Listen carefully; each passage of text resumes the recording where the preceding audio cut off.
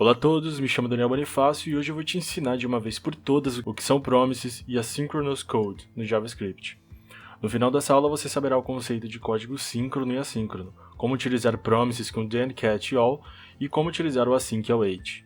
Antes de tudo, vamos iniciar com a definição de assíncrono e síncrono. Nessa aula eu vou resumir o event loop ao que nos interessa, como ele funciona com as promises. Mas caso você queira entender um pouco mais sobre, recomendo fortemente essa talk que está aparecendo aí na tela do Jake Archibald sobre Event Loop. De forma muito resumida, temos código que roda na nossa, entre aspas, thread principal, que é o código síncrono, sequencial, e temos códigos que rodam em segundo plano, que aguardam serem resolvidos para então serem trazidos para a thread principal. São eles macrotasks e microtasks. Macrotasks são tarefas que são executadas dentro do set interval, set timeout, etc. Microtasks são tarefas que são executadas dentro de uma promise, process next tick e etc. A grande diferença nas duas está na forma como eles são executadas na thread principal.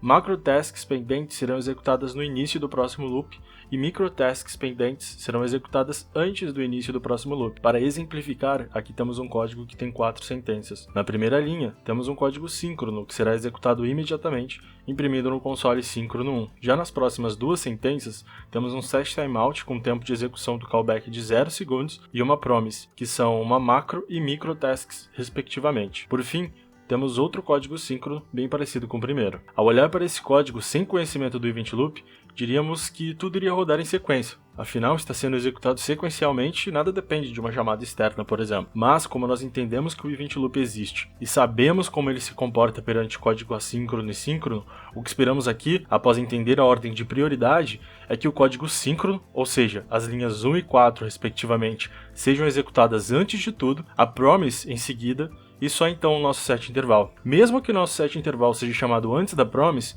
a promise, por ser uma microtask, tem prioridade sobre a execução do set interval. Agora você sabe que a ordem de execução é, primeiramente, o código síncrono é executado, depois o código assíncrono. O código assíncrono é dividido em micro e macrotasks, onde as microtasks têm prioridade sobre as macrotasks. Agora vamos falar sobre a funcionalidade das promises. Antes, entenda que uma promise pode ser resolvida ou rejeitada. Uma promise resolvida significa que tudo ocorreu bem, como esperado. Uma promise rejeitada irá cair num bloco de catch, significa que algo deu errado no meio do processo. Existem diversas formas de se trabalhar com promises. Vamos começar com o básico para entender como as coisas funcionam por baixo dos panos, depois vamos entrando nos atalhos. No exemplo que está na tela, eu criei um método chamado getPosts. Esse método tem a finalidade de retornar todos os objetos que estão na minha variável de posts. Mas, caso não haja nenhum objeto dentro do meu array de posts, quero cair em um bloco separado. Para isso, eu fiz com que minha função retornasse uma nova promise, por meio do construtor promise. O primeiro parâmetro desse construtor recebe um callback, que é o que será executado de forma assíncrona. Esse callback recebe 2 parâmetros, resolve e reject, e você já deve imaginar o que cada um faz. Resolve finaliza a promise como resolvida, com sucesso. Reject finaliza a promise como rejeitada. Houve um erro. No exemplo acima, eu resolvo minha promise com meus posts, a menos que não haja nenhum item no array de posts. Caso haja sucesso, o valor retornado da promise é um objeto com meus posts. Caso haja erro, o valor retornado é um objeto com uma mensagem de erro. A captura dos valores retornados da promise se deve ao then e ao catch. Then irá capturar os valores resolvidos, enquanto catch os valores rejeitados. No exemplo, then recebe meus posts e faz o log deles junto com a string success, enquanto catch faz o mesmo com o erro, mas com a string error. Mas não para por aí, vamos aprender sobre promise chaining agora. Vou utilizar um caso comum real para exemplificar, que é com a Fetch API.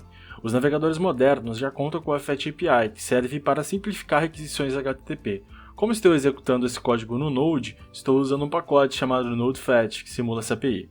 Uma requisição HTTP é o perfeito exemplo de uma promise. Ela precisa ir do servidor buscar a resposta, e isso é feito de forma assíncrona. E a API do Fetch, por sua vez, é um perfeito exemplo de promise chaining, pois ele retorna um objeto de requisição complexo e precisamos tratar esses dados antes de acessar. Promise chaining, simplificando, é o ato de retornar novos valores da promise resolvida. Caso o nosso then retorne algo, esse retorno estará disponível dentro do próximo then.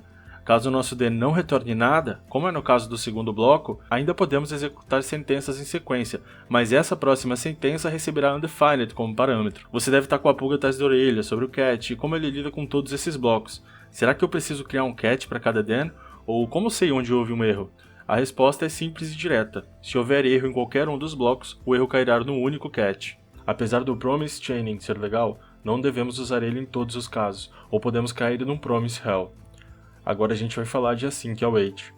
Anteriormente, vimos que a forma de se retornar uma promise em um método era retornando um novo objeto do construtor promise, resolvendo ou rejeitando as coisas. A gente pode simplificar as coisas retornando diretamente o promise.resolve, ou simplificar mais ainda definindo nosso método como assíncrono utilizando a chave async. Definir nosso método como async não é apenas um açúcar sintático para que o retorno do nosso método seja encapsulado com o promise.resolve.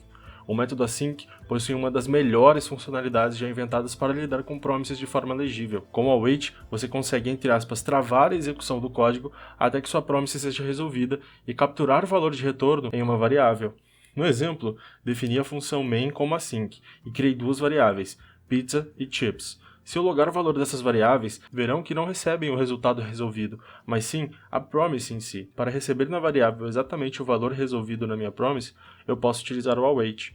Essa seria a forma como nós faríamos a mesma coisa sem utilizar o await. Mas lembra que eu disse que o await, entre aspas, trava a execução do código até que a promise seja resolvida? Nesse momento ele não fez diferença significativa, mas pense, e se cada promise levar 2 segundos para ser resolvida? Eu vou ter que esperar 4 segundos?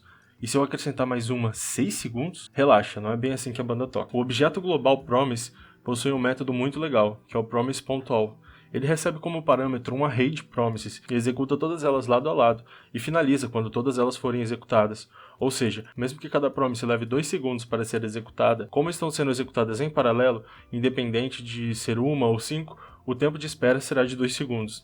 Mas fique atento, pois o promise all só funciona em casos de promises independentes. Caso uma promise dependa da outra, como no exemplo 4, você não poderá usar ele. Outro ponto positivo de se usar o async await é a forma como capturamos os erros. Ao invés de criar um catch para cada promise que está sendo capturada, podemos colocar todo o código dentro de um bloco try e capturar qualquer erro em um único bloco de catch, facilitando o handling de erros. Acho que você já sabe como promises funcionam, agora falta praticar. Obrigado pela sua visualização. Se gostou da aula, por favor, clique no gostei. Você também pode se inscrever no canal para mais vídeos como este. Não se esqueça de compartilhar esse vídeo com seus amigos que ainda não sabem como promises funcionam. Lembrando, todo o código da aula está disponível no GitHub. Até a próxima, fique bem!